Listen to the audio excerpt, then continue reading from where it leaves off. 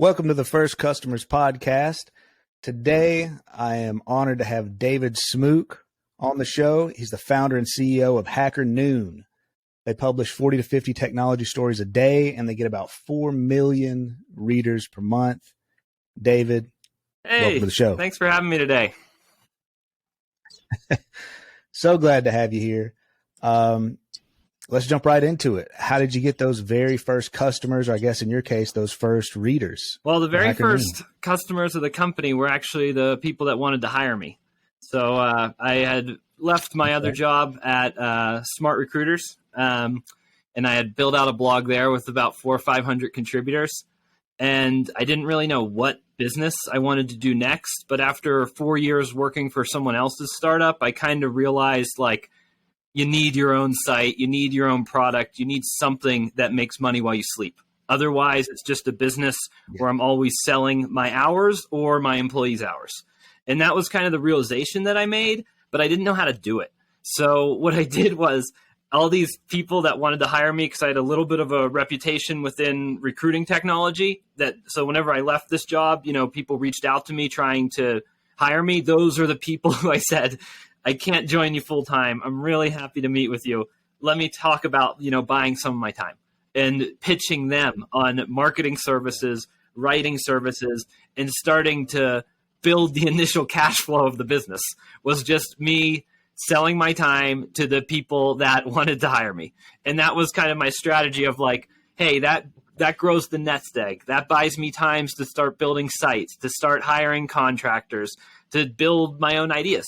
And so that was my strategy, was very much, market out the services that people do want to pay me for, get that money in the bank, and then figure out what to do with it later. Because I didn't know, it would become HackerNoon. I didn't know it would become, a software company. I didn't know those things would happen, 6-7 years ago when I was starting out.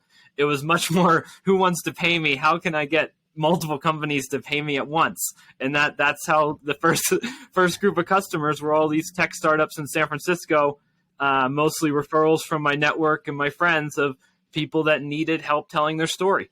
People that needed, what are they in a sentence? What are they in a word? How do they build out their initial page? What's their content strategy?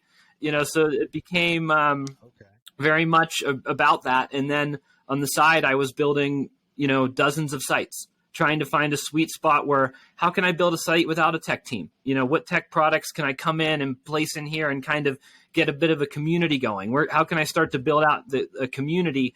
Because if you're not a technical founder, especially 6-7 years ago, it was very hard to get a product out the door. We're really, the rate every year that passes, it's easier and easier to get an MVP out the door. There's just so many different options for so many different types of sites that it's really an exciting time to be a builder and start your own business. So, I've been in business with HackerNoon 7 years now. So the first customers are a bit ago, but it was the first 2.5 years, the customers in the marketing services funded the entire business and got everything going. And, it wasn't until we had an audience and a community, we went and we got some equity crowdfunding, because we had an audience and we raised money from our readers to buy equity in HackerNoon. But that was, 3 years into the business, a lot more customers later. And then with HackerNoon, we started to get tech companies buying the top banner of the site. So we just kind of tried to make the simplest way to co-brand the top of the site, make it yellow instead of green, and you buy one ad atop the whole site. And that we were trying to also have this big challenge. And what appealed to me about this podcast was that, like, so many sites have grown where they say, hey, get traffic and plug in someone else's ad tech and you make money. And it's like, wait a minute. So you're saying I have no customers, someone else's ad tech comes in, places the ad, Google runs an ad on your site, and you have no relationship with whoever that ad was. So I was really trying to sell directly, and we still do this at HackerNoon, and we've sold down to thousands of companies having a direct relationship with the customer, because that means. So you have your own ad platform? Yeah, it's really basic. So we place ads based on content. So every story will get one category and 8 tags. So you can buy a whole category. So your story will only, if you buy up Gotcha. like the Ethereum section of the website, your story will go next, your ad will go next to a story that has Ethereum as one of the tags. So you can kind of, we built kind of a relatively simple placing ads by content relevancy. And then we're, running our own ads in SendGrid, running our own ads atop the site. We have a little ad management thing for brands. You can actually buy ads as a company on HackerNoon.com if you create a business account. So it's one of the users we serve. We serve the reader, the writer, the editor, and the sponsor. So do they, like the advertisers, do they have the ability to like bid similar to like Google and those other platforms, or is it just here's the price of a category and as soon as all the categories are gone, the latter in for the month? Yeah, so there's still, you can, we're not bidding on individual ad placements. It's not a large enough, Really? even at, $4 million a month, it's not a large enough inventory where it's also a sales challenge of like, if you create a bid on every single story, it's like, okay, well, if the buyer wants to spend $5,000, but this story only costs $10 for the month, isn't it easier to just go after the $5,000 and have them buy more stories? So it's been, I mean, we've served customers anywhere from $100 to $200,000. And that's, so it's a pretty big range because you can publish a single post on HackerNoon. You can, as a brand, you can come in, claim your free credit, publish one story, see how it goes. And then brands after that pay per post to publish.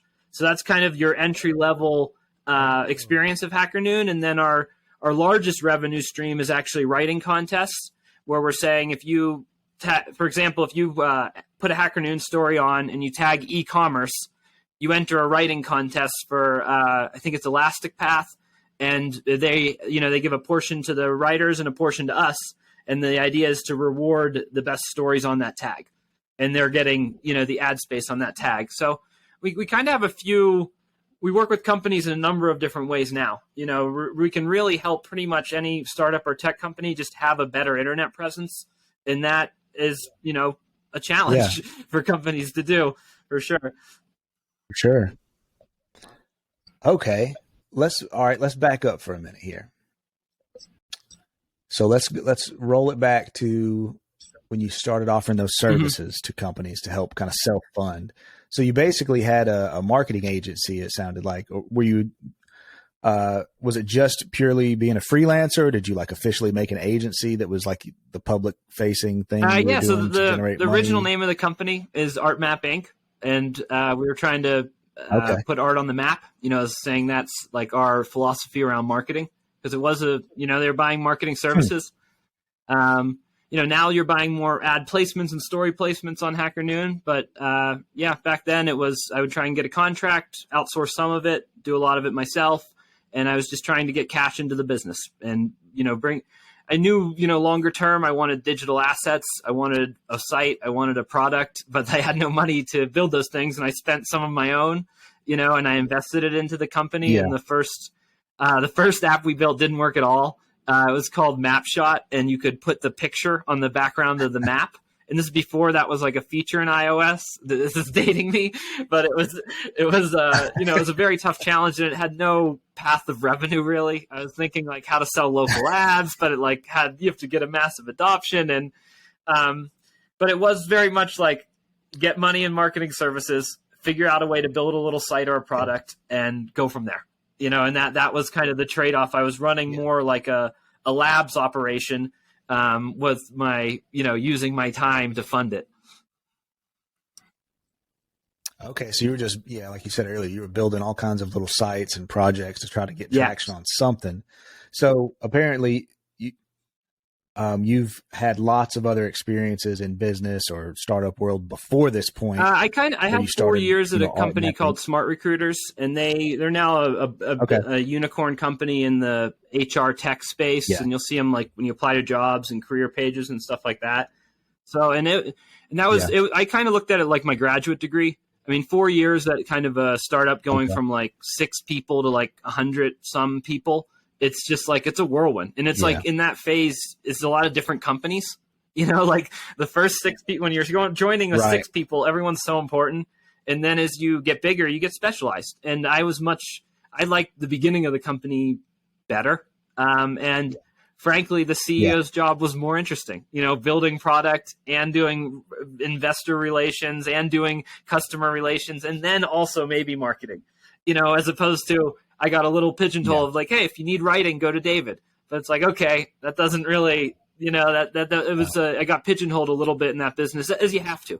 When a business scales like that, you need each department running like a functioning little business. So it was a natural evolution, but it was a great education on just how these small companies grow. And it's nice with your personality types, sometimes, like, hey, I want to have my own business. And that's something I knew I wanted before I knew what the business was. So did you have that idea of assets that earn while you sleep and all that? Was that stuff that you learned beforehand, or was that throughout that process? Where did you pick up? Because for me personally, it took me a while to understand. It's like, oh, that's how people are making money. I see. I'm over here slaving away hour by hour. And then you see the people that own all the things are the ones who are just kind of chilling, raking in all the cash. And I was like, oh, I got to own something. Yeah. I don't know if there's like a one moment, but it is, the way you said it is the way, like, you don't realize it in the beginning, and even if you're a lawyer, like, who's the richest doctor? It's not the most talented doctor in the world. And it's not the doctor who the hospital is paying him most. It's the doctor who owns the practices and owns the hospitals. And the doctor, like, even at the top level of these highest hourly wage people, it's still the best at their job. Ryan Reynolds, look at how he's actually making his money now. It's not the highest. He's getting paid more per hour when he acts, but he's getting more paid total when he sells these businesses. And so it's at every level that if you can just be closer to the ownership, it makes more sense. I mean, even like I didn't really think much about equity in college, but even as I got my first job at a startup, I was like, wow, this equity is amazing. And I ended up, cashing it out for the down payment on my house. It was the only time I've gotten, more than a year's salary at one time, so it's been life-changing, but I still look at the numbers of like, oh, let me divide how much I sold versus the value of the company. And I'm like, oh, that's still, you start to think, hey, was I that percentage of the growth? And, you have the deals that are available to you. That's as an entry level person in a startup, that's what you get. And I'm thrilled I got it, so it would be nice if all of this country, is operating under some form of ownership, even like whenever you're making minimum wage, if your minimum wage as the person at the liquor store also came with a tiny cut of the liquor store, maybe when the liquor store sells in 15 years, you get another check for that minimum wage job you worked for 3 years. So I think there is like a really cool thing about how startups have successfully taught everyone that, even if you get a little cut of the pie, it's still better than not. You're still a part owner. There's still a moment in the future where you've built the value of the asset and the asset cashes out. Because if you work in a startup for 7 years and it goes on for another 3 years and then sells, your 7 years is still, that was something that was contributing to the whole base. And it's really great that we have all these shareholders at HackerNoon and everyone on the team has shares in HackerNoon.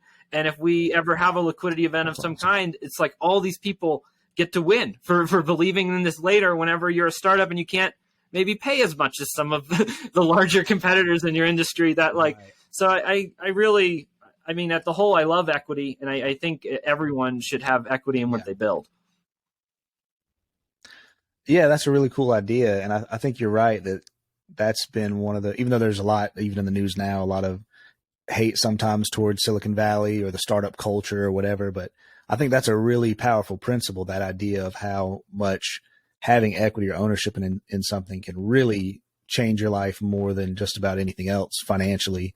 And it's almost like a constant delayed gratification test happening. Like whoever can understand, it's like, oh, wait, if I sacrifice in the short term to get ownership in something, I can get a huge payout eventually.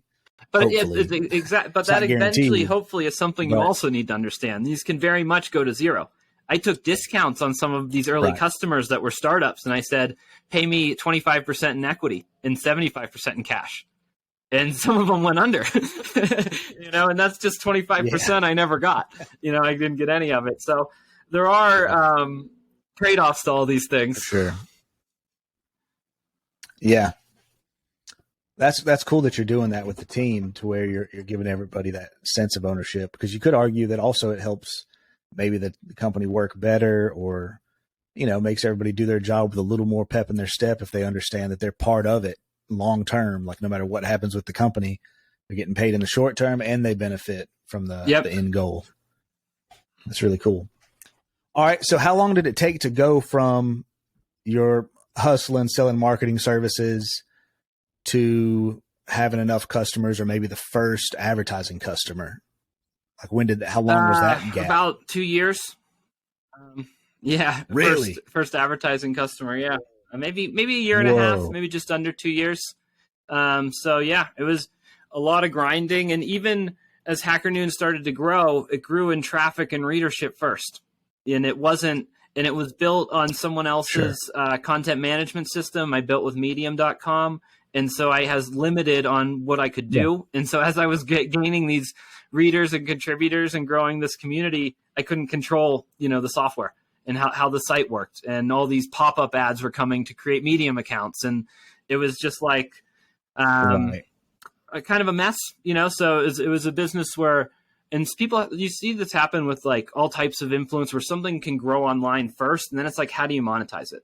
And most people don't even solve, the next one. It's more just like, hey, it grows and then it dies out. But the simplest thing to me was just put their logo atop the site next to mine. If it's valuable to visit this site and it's valuable to come here, it's valuable for someone else's logo to be right next to mine. And so that's what we sold. And it was, that we would give up. We would sell the whole site in the early days. You would buy the whole site. You'd buy every newsletter ad, and you just whatever we could get you to pay for the site this week. That was the money, and then that was enough for me to be a full-time job, and then it was enough for my wife Ling to join me and be a second full-time job at HackerNoon. So can you share a little bit more about that very first advertising sale? Like, how did you go about? Like, did you approach somebody? Did they contact you because you were getting traffic? It was from the contributor network. I think Hired and PubNub were the first two that came in. And PubNub, I just saw them. They still tweet HackerNoon articles, and so Hired does sometimes too. Because we had a large network of contributors. Even when the first advertiser was coming in, we had already have 1,000 people publish on the site.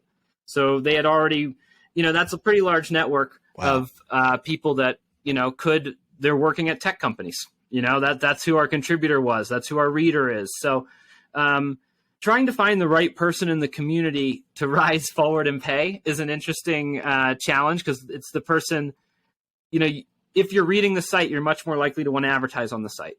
Like, why would you advertise on sites you don't even read? So I'm a big proponent of, like, usually the person you're looking for is already there.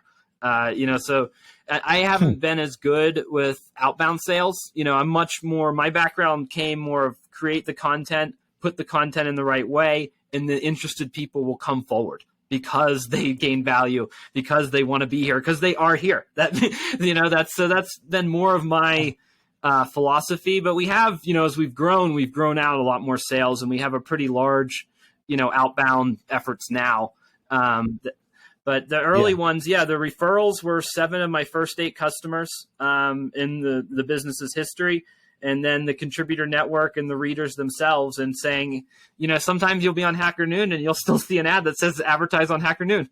Our unused inventory is just like the empty billboards, just like the empty stuff on that. Like, your unused inventory can be your best thing. You go to a movie, and you see the beginning, it's like advertisement, put your ad here, right. Advertisement. So, more of those inbound structures have been just more of my DNA about how to, get the right people paying. So when they would advertise, like especially those early ones, would they advertise like the content that they had written on HackerNoon, or would it be like advertising to offsite, like their own website? On HackerNoon, kind of the ads would all be on HackerNoon. So, yeah.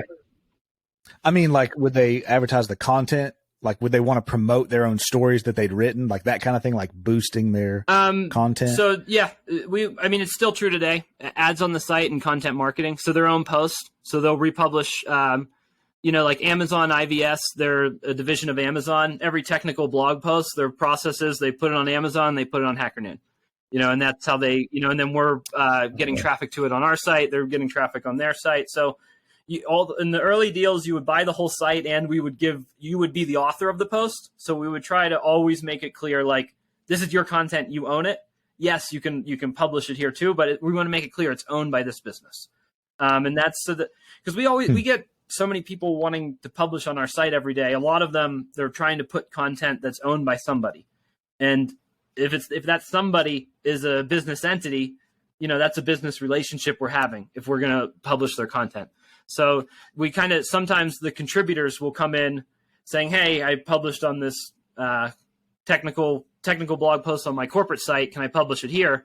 At that point, we're going to try and push you towards a business relationship as a customer, as opposed to saying you can publish like anyone else, because it's not content you own. If the business owns it, we want to turn them into a customer.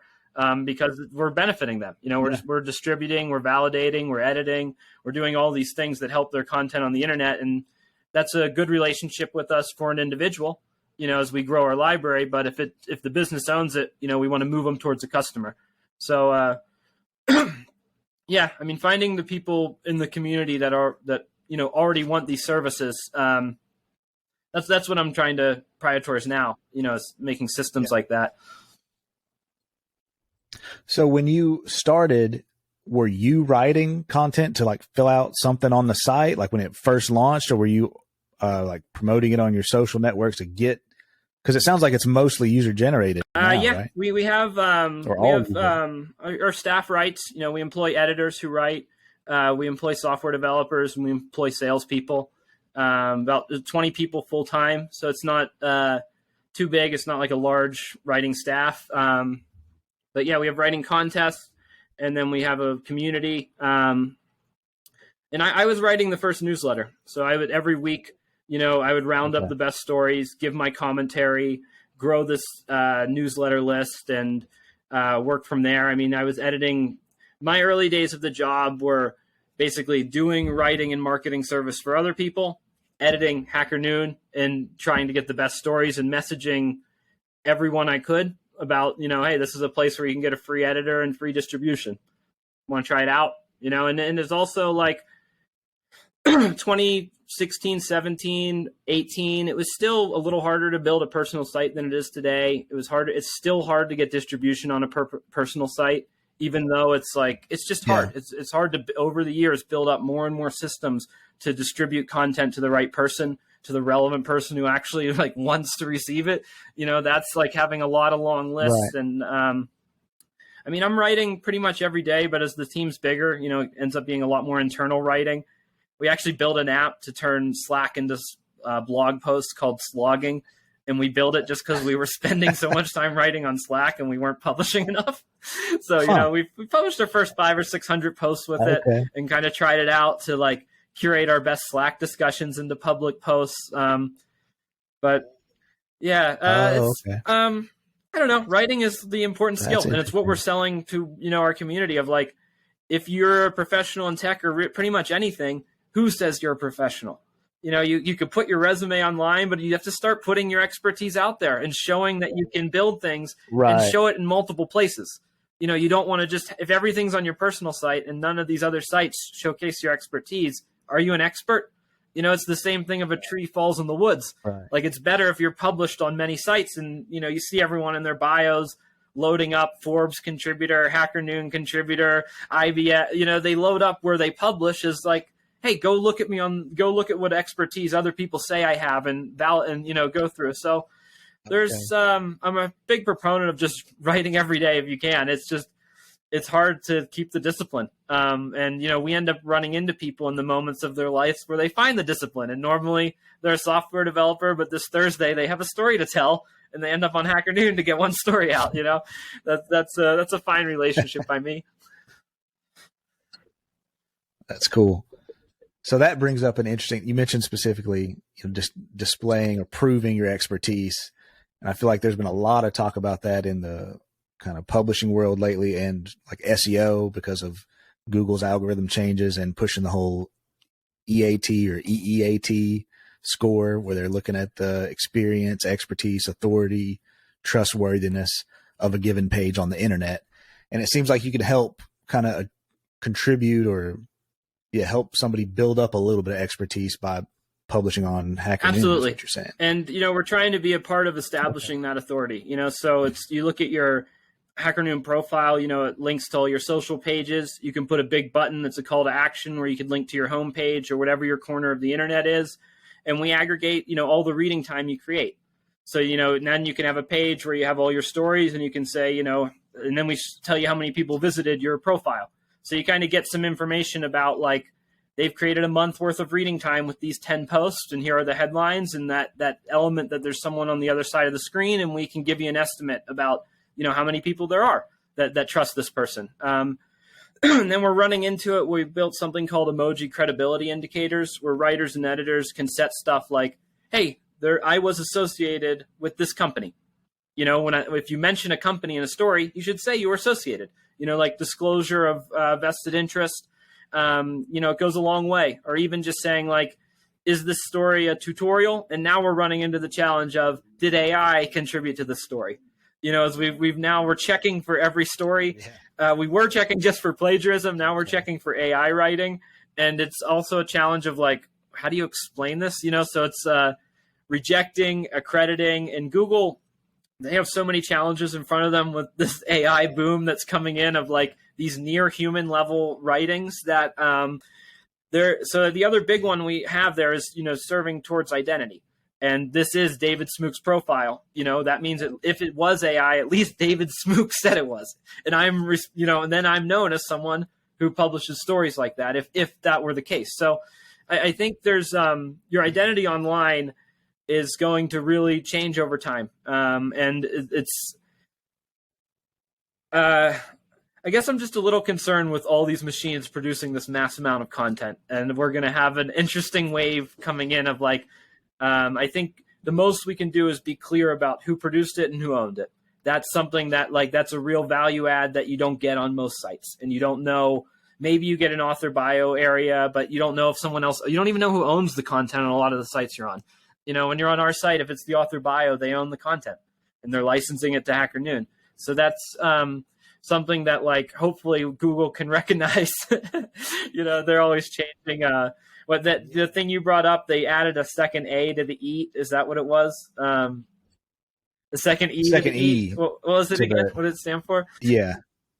I think it was experience. Like, for example, like a product review website, they wanted it to be like unique photos and video of like the person actually having hands-on experience with the thing is an example of how that might be interpreted, instead of the aggregate product review type posts where it would just be obviously just summarizing every other website and putting it on there, but there's not actually any personal experience involved with the product that's being reviewed. And I actually had a little side project website that got destroyed in rankings after that update came out, because I was messing around and I hadn't done much in the product review space at all. And I bought this little product review site, and then 3 months later it went to 0. What was that morning like? Shoot. How did you find out the drop? Did you think it would happen, or was it just you just logged in one day? I knew that I knew that the previous owner had tried some sketch stuff, but I was like, you know what? I know enough. I'm going to save it before it gets eliminated from the rankings. But then this past summer is when Google did that product review related algorithm update. It was specifically targeted at those type of websites, and it was done. I've been working on it a little bit here and there since, but it has not hardly budged. That's a bummer. And so I guess, it was crazy.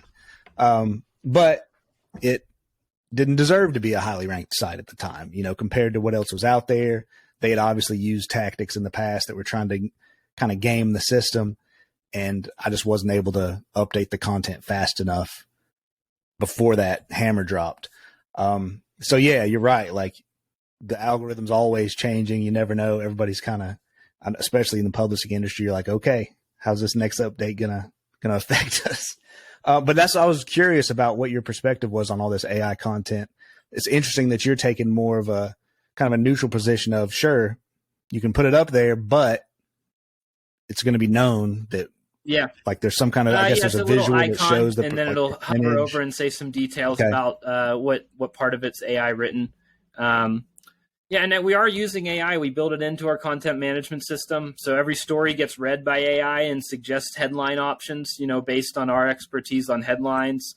And we're using it to summarize the articles and then use those summaries to distribute the articles further. So we're using it across the product, and it's, I think in general, the excitement of creating something from nothing is what GPT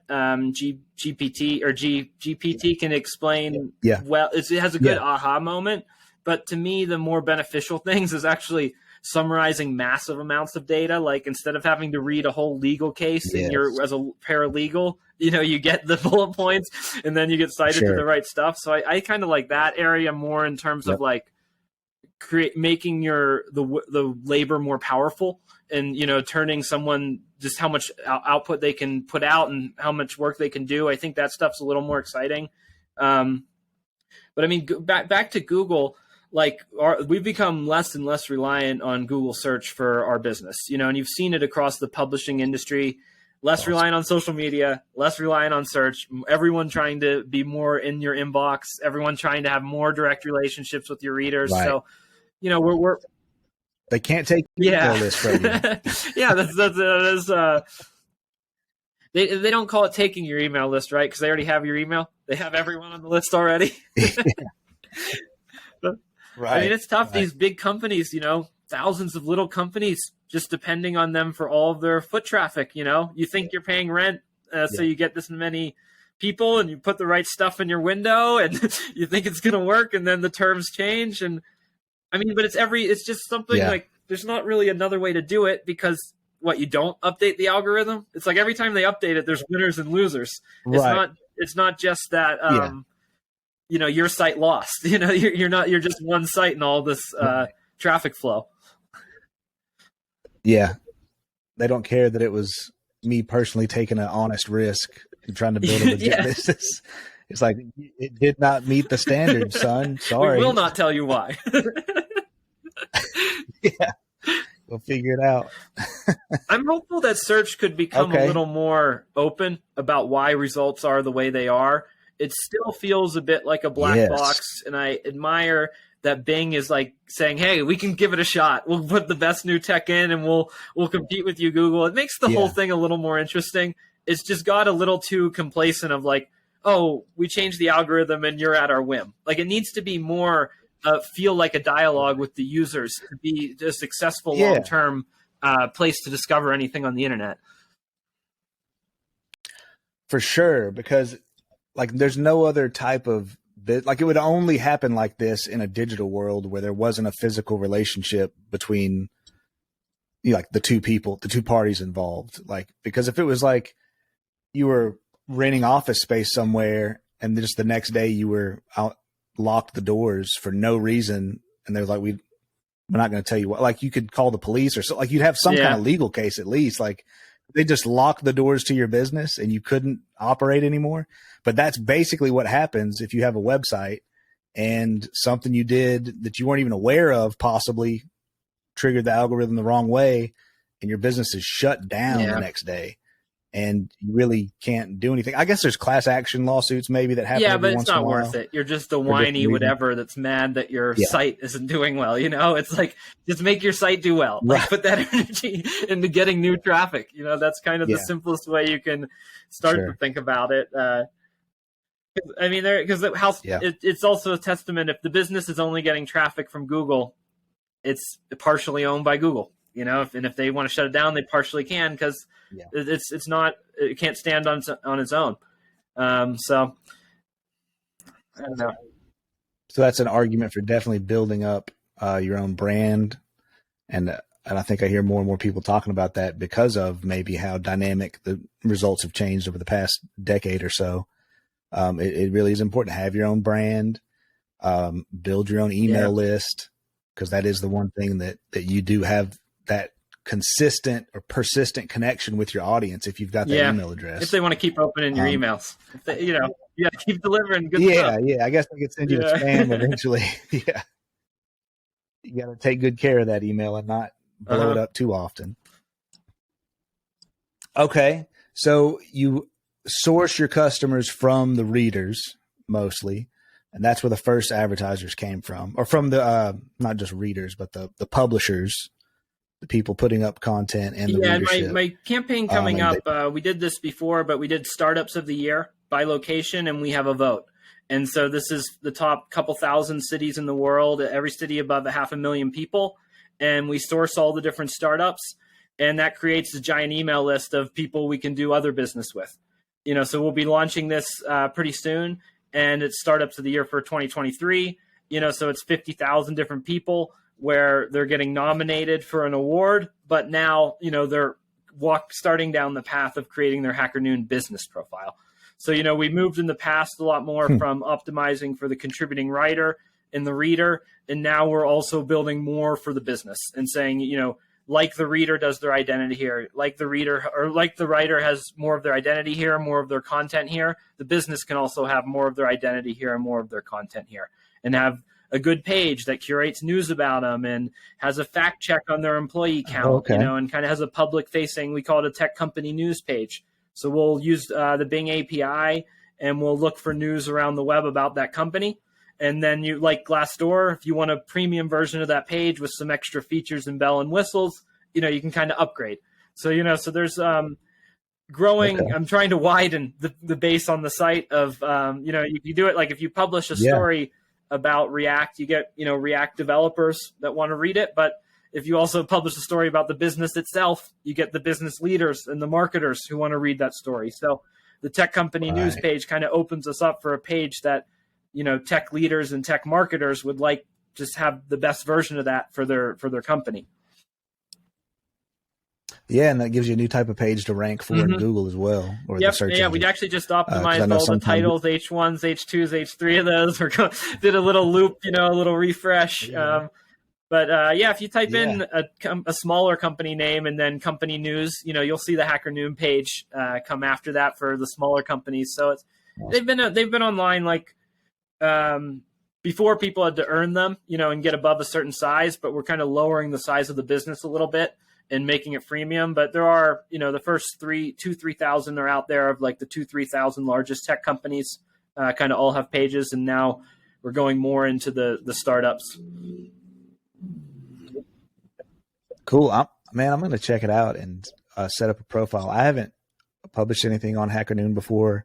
I'd heard the brand name before and seen it around kind of the interwebs, cruising around social media and different things. Cool. Try it out. We also have an AI image generator in there. So if your feature image, if you just want to put your headline or you want to, give it a more creative prompt or descriptive prompt or direct prompt, you can kind of do that. And then you submit to an editor. It takes about 2 to 4 business days. A human will read it.